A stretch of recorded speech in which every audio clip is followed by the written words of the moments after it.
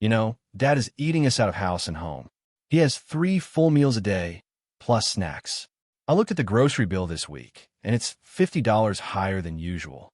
It's getting ridiculous. The voice was my son's, Mark, but the words, the venom, they belonged to his wife, Jessica. I stood in the hallway, my hand frozen halfway to the doorknob of my own bedroom, the plate with my afternoon apple and cheese slices suddenly feeling like a stolen treasure. My heart, an old and tired muscle, gave a painful lurch. I had been living with them for 2 years, ever since my beloved Eleanor passed. I thought I was family.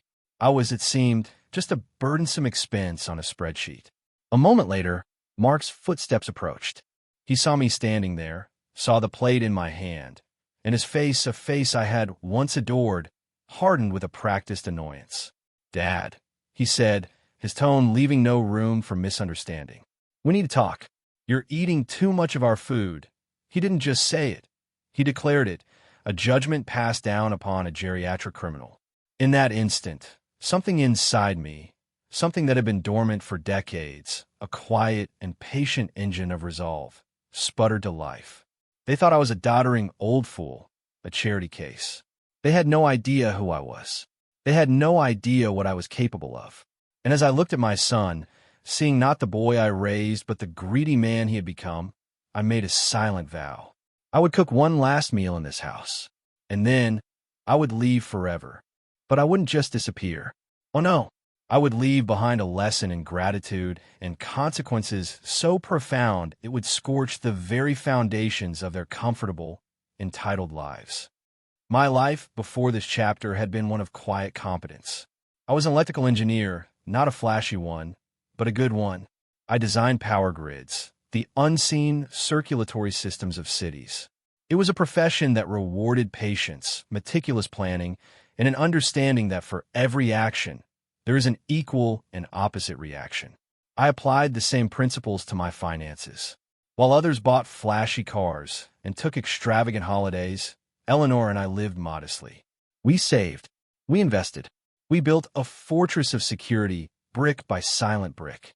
Our greatest joy, our greatest investment, was Mark. We gave him everything, not in material excess, but in opportunity. When he wanted to go to an out-of-state private university with a tuition that made me physically dizzy, Eleanor had looked at me with those trusting eyes. "We can do it, Arthur," she'd said. "For our boy." So I sold a portion of my portfolio, the one I'd earmarked for a boat we'd sail in our retirement. The boat never got built, but Mark got his degree in business administration. He graduated with no debt, a privilege he took as his due. When he met Jessica, I had my reservations. She had a hunger in her eyes that had nothing to do with love and everything to do with acquisition. She assessed our comfortable but modest home not as a place filled with memories, but as an asset with a certain square footage and market value. She saw me not as her fiancé's father, but as a future problem to be managed. But Mark was smitten, and Eleanor, ever the optimist, urged me to give her a chance. "She makes him happy, Arthur," she'd said. And for Eleanor, that was enough. So I buried my concerns.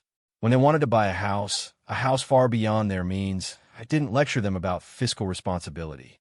I saw the pleading in my son's eyes, the ambition in hers. I remember the boat. I wrote them a check for the entire down payment, $150,000. They were ecstatic. They hugged me, called me the best dad in the world. My lawyer, a shrewd man named David who had handled my affairs for 30 years, had raised an eyebrow. "That's a significant gift, Arthur," he'd said. I told him what I wanted to do. He drafted a document. Something he explained was for gift tax purposes. Mark and Jessica signed it without reading the fine print. Their eyes glazed over with the promise of granite countertops and a 2-car garage. They saw it as a formality. I saw it as insurance. Then Eleanor got sick. The fortress I had built couldn't protect her. The years that followed were a blur of hospitals, hushed conversations with doctors, and the slow, agonizing dimming of the brightest light in my life. In her final days, she held my hand, her grip surprisingly strong. "Promise me something, Arthur," she whispered, her voice a dry rustle of leaves. "Don't let them walk all over you. Mark is a good boy, but he's weak. That woman, she would try to take everything. Live your life. Don't let your kindness be your undoing. Promise me you'll keep your dignity. I promised. It was the last promise I ever made her. After she was gone, the house felt like a mausoleum. Every room echoed with her absence. Mark and Jessica suggested I sell it. It's too much for you to handle, Dad, Mark had said, his voice dripping with faux concern. Why don't you come live with us? We'll take care of you. Jessica had smiled, a tight, predatory smile. We have that lovely guest room downstairs. You'd be so comfortable. It was the perfect solution, they said.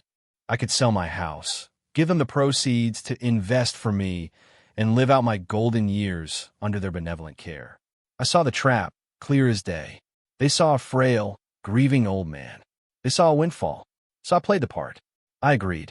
I sold the house, the place where I had raised my son and loved my wife for 40 years. I let them believe the market was down, that I hadn't gotten as much as I'd hoped. I handed over some of money, a pension fund for them to manage, an amount that was, to me, little more than pocket change. I kept the real proceeds, the bulk of my life's work, hidden away in accounts they couldn't imagine existed. I moved into their guest room, a small, sterile space at the back of the house they had bought with my money. I became the dependent father, the quiet, shuffling old man who was grateful for a roof over his head. I was testing them. I was giving them a chance to prove my promise to Eleanor wrong. For 2 years, I watched, I listened, and I waited. And with every dismissive comment, every impatient sigh, every grocery bill scrutinized for my excesses, they failed the test more spectacularly. The comment about the food was not the beginning. It was merely the end. It was the signal that the experiment was over, and it was time to present the results. My first call was to David, my lawyer. David, it's Arthur. It's time. There was no surprise in his voice, only a weary resignation. I was wondering when you'd call. Are you sure? They've made it very clear, I said, my voice cold and steady. Eleanor was right. The documents are ready, Arthur. They've been ready for 2 years. Just say the word is said, I replied. Let's proceed. My next call was to a high-end realtor, a woman known for her discretion and efficiency. I described the kind of place I was looking for. A condominium on the coast. Ocean view. 2 bedrooms. One for me, one for guests who actually appreciated my presence. Modern, clean, no memories of ghosts. I have the perfect listing, she'd said, her voice buzzing with excitement. Penthouse. Just came on the market. When would you like to see it? Tomorrow morning, I said. And I'll be paying in cash. The silence on the other end of the line was satisfying.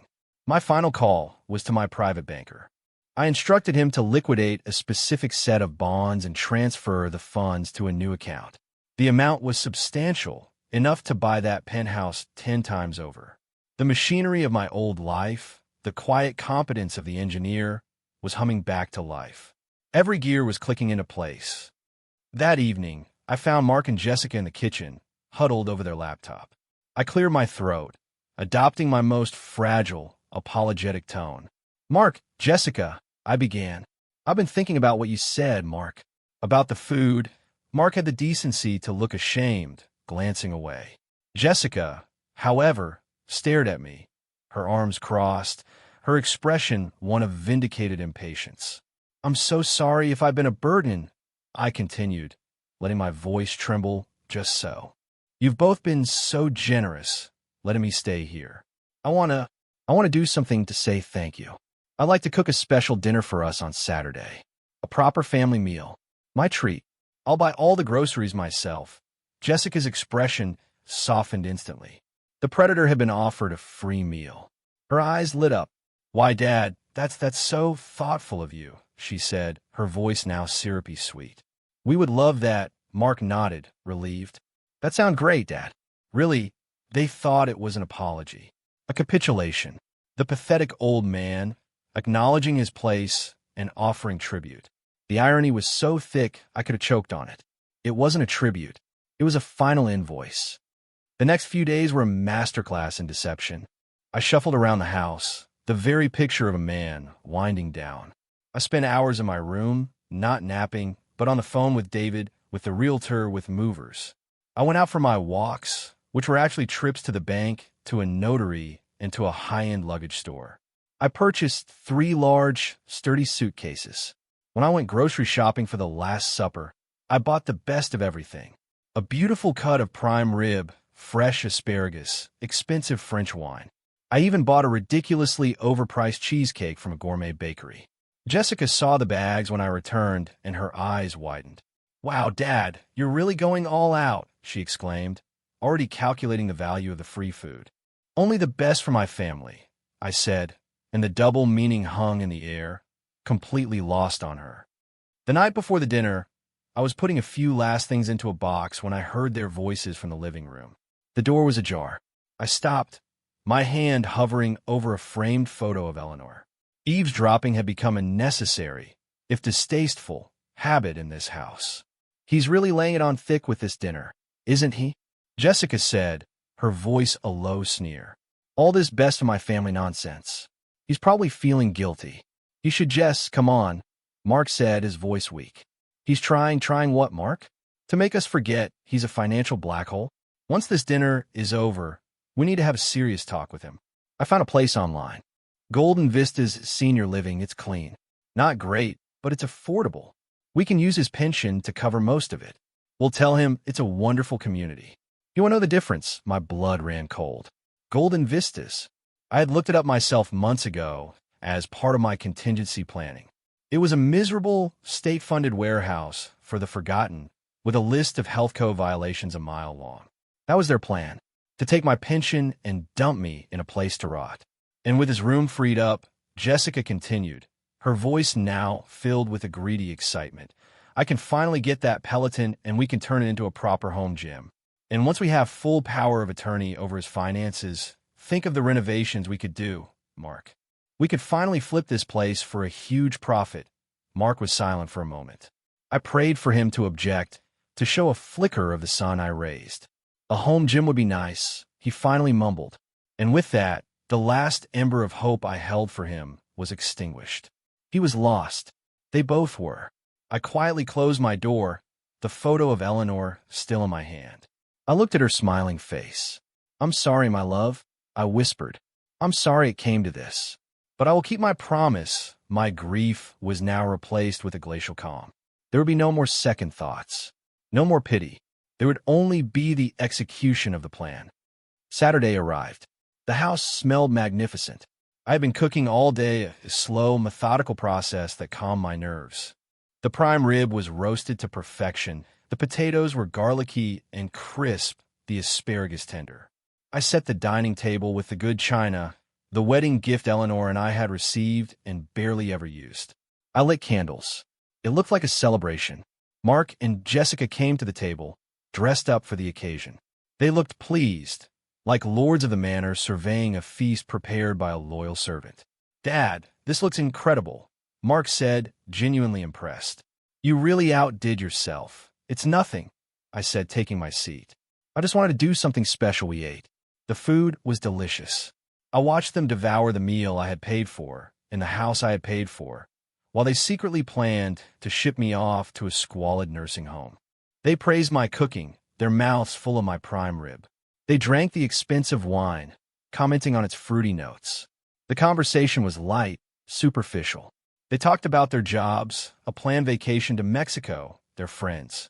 I was a silent observer, a ghost at my own banquet. I let them eat their fill. I let them have their cheesecake. When the last plate was cleared and they were leaning back in their chairs, patting their full stomachs, I folded my napkin and placed it on the table. The small, deliberate sound drew their attention. "That was a wonderful meal, Dad," Jessica said, a satisfied smile on her face. "Thank you. You're welcome," I said, my voice quiet but clear. "I'm glad you enjoyed it." "Because it's the last one I'll ever cook for you in this house," Mark frowned. "What do you mean, Dad? Are you going on a trip?" "In a way," I said. I reached down beside my chair and lifted a worn leather briefcase, placing it on the table with a solid thud. The mood shifted instantly. The post-dinner languor evaporated, replaced by a sudden tension. "What's that?" Jessica asked, her eyes narrowing with suspicion. "This," I said, snapping open the locks, "is a collection of receipts, a record of accounts, you might say. I pulled out the first file. Let's start small. Let's talk about food. I slid a stack of grocery receipts across the table. You were right, Mark. My presence here did increase the grocery bill. By my calculation, over the last 2 years, I have consumed approximately $4,680 worth of your food. A considerable sum. Mark's face flushed with shame. Dad, I didn't mean it like that. Oh, I think you did, I said calmly. But don't worry. I intend to reimburse you. I then pulled out a second, much thicker file. This, however, is a more significant ledger. This is the tuition for Mark's degree in business administration. $182,000 paid in full, so he could start his life debt-free. Here is the bill for his first car, a graduation present. $34,000. And here, I said, my voice dropping, is the record of the $150,000 wire transfer for the down payment on this very house. Jessica scoffed, a nervous, dismissive sound. What is this, Arthur? Are you trying to guilt-trip us? You gave us that money. It was a gift. Was it? I asked, a faint smile playing on my lips. I reached back into the briefcase and pulled out a single, crisp document. I slid it across the table to her. You're a business school graduate, Mark. And you, Jessica, seem to have a keen interest in finance. I'm sure you both understand the importance of reading the fine print. They both stared at the document. I watched the color drain from Mark's face. Jessica snatched it, her eyes scanning the page frantically. What is this? She hissed. It's a promissory note, I explained patiently. A loan agreement. You both signed it. It states that the $150,000 was a personal loan, collateralized against the property it was used to purchase, with a standard interest rate, compounded annually. Due in full upon my written request, Jessica's face had gone from pale to a blotchy, furious red. You tricked us. This is illegal. Is it? I asked David, my lawyer, who had just stepped through the front door, which I had left unlocked. He was holding his own briefcase. Jessica and Mark gasped. Perfect timing, David, I said. Mrs. Collins seems to believe we've done something illegal. David, a man with a face carved from granite, stepped up to the table. On the contrary, Mrs. Collins, he said, his voice a low rumble. The document is perfectly legal. You signed it in the presence of a notary, who testified that you were under no duress. My client was merely protecting his assets, a decision that, in hindsight, seems remarkably prudent. Jessica was sputtering, speechless with rage. Mark just stared at the document, his mouth hanging open. He looked like a fish gasping for air. His face went pale, a sickly white that clashed with the expensive dinner he had just consumed. But that's not all. I continued, my voice cutting through the stunned silence. I pulled out another set of papers. Bank statements. You see, you've been operating under a slight misapprehension. You thought I was a poor, dependent old man. You thought the money from my house sale, the pittance I gave you to manage, was all I had. I fanned the statements out on the table. The numbers on them were staggering. The final balances ran to 8 figures. I didn't need to sell my house. I sold it because I couldn't bear to live there without Eleanor. I didn't need to move in with you. I moved in with you because I wanted to see what kind of man my son had become. I wanted to see if the kindness and decency Eleanor and I tried to instill in him had survived. My gaze locked onto Mark. It did not. I then turned to Jessica, whose face was a mask of pure, unadulterated hatred. And you. I heard you. I heard you both the other night.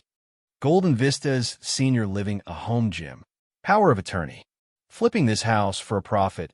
A malicious smile touched my lips, a feeling I hadn't experienced in years, but it was deeply satisfying. The color drained from his face, and then from hers. They looked at each other in naked horror. The realization that their private, greedy whispers had been overheard was the final, devastating blow. So, here's how this is going to work, I said, my voice now hard as steel. David placed a new document on the table. This is a formal demand for payment on the loan, for the full amount, plus accrued interest, which comes to $198,452.17. You have 30 days to pay. Jessica laughed, a high, hysterical sound. We don't have that kind of money. You know that. I do know that, I said. which is why, as per the agreement you so carelessly signed, I will be exercising my right to take possession of the collateral. This house, David added, foreclosure proceedings will be initiated on Monday morning. You will have 30 days to vacate the premises. My client is being generous. Legally, he could have you out in 2 weeks. Mark finally found his voice, a pathetic whimper. Dad, please, you can't. I can, I said, standing up. And I am. You wanted me out of your house, Mark. You're getting your wish. Only it turns out, it was never your house to begin with. I walked over to the hallway where my 3 new suitcases were neatly lined up. I picked up my coat. I have a penthouse apartment waiting for me, on the coast, with a beautiful ocean view. The kind of place your mother and I always dreamed of. I'm going to live my life now, with dignity. Just as I promised her, Jessica screamed then, a raw, animal sound of pure fury. She lunged across the table, trying to grab the papers, to rip them up, as if that could undo her greed. David calmly blocked her path. I wouldn't do that if I were you, Mrs. Collins. Assaulting an officer of the court would only add to your legal troubles. Mark just sat there, his head in his hands, sobbing. Great, shuddering sobs of a man-child who had just lost everything because he couldn't be bothered to be a decent human being. I didn't look back. I walked out the front door, the door I had helped pay for, and I didn't look back. The night air was cool and clean. A car was waiting for me at the curb, a private car I had hired.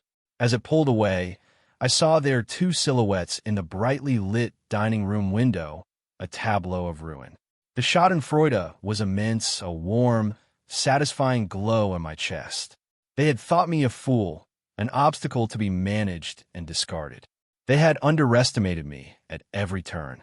They had forgotten that I was the engineer who built the systems, the one who understood that every action has a consequence. They had pushed the button, and now they were dealing with the fallout. My new home is everything I had hoped for. The sound of the ocean is a constant, soothing presence. The view from my balcony is endless. I spend my days walking on the beach, reading books I never had time for, and even taking sailing class. I am living, truly living, for the first time since Eleanor passed. The house sold quickly. I instructed David to be ruthless in the eviction process. They tried to fight it, of course. Jessica hired a lawyer who sent blustering, threatening letters. David swatted them away like flies. They were out in 30 days. I heard through David that they are now living in a cramped apartment, the kind they probably thought was beneath them. Mark lost his job shortly after. The stress and humiliation apparently made him unproductive. Jessica, I'm sure, makes his life a living hell every single day, blaming him for her downfall. About a month ago, I received a letter. It was from Mark. It was 12 pages long, front and back, filled with desperate apologies, pleas for forgiveness, and bitter accusations against Jessica. He wrote about his shame, his regret, how he let her poison his mind. He begged me to let them back into my life, to help them get back on their feet. He said I was his father, that I owed him that. I read the letter, and for a moment, I felt a pang of the old paternal love, a flicker of pity for the broken man he had become. But then I remembered Eleanor's words. Don't let your kindness be your undoing. I remembered the words, golden vistas. I remembered the condescending tone when he told me I ate too much. This wasn't just about revenge. It was about self-respect. It was about honoring the woman I loved and the life we built. It was about teaching a lesson that no university, no matter how expensive, could ever provide. A lesson in consequences. I picked up a pen and a single sheet of paper. I wrote just one sentence. A man reaps what he sows. I put it in an envelope and mailed it to him. I haven't heard from him since. My life is quiet now, but it is not empty. It is filled with the dignity I reclaimed, the peace I earned, and the endless blue horizon of the ocean. They wanted me to be a footnote in their story of success. Instead, I became the author of their downfall, and in doing so, I finally started writing my own final, happy chapter.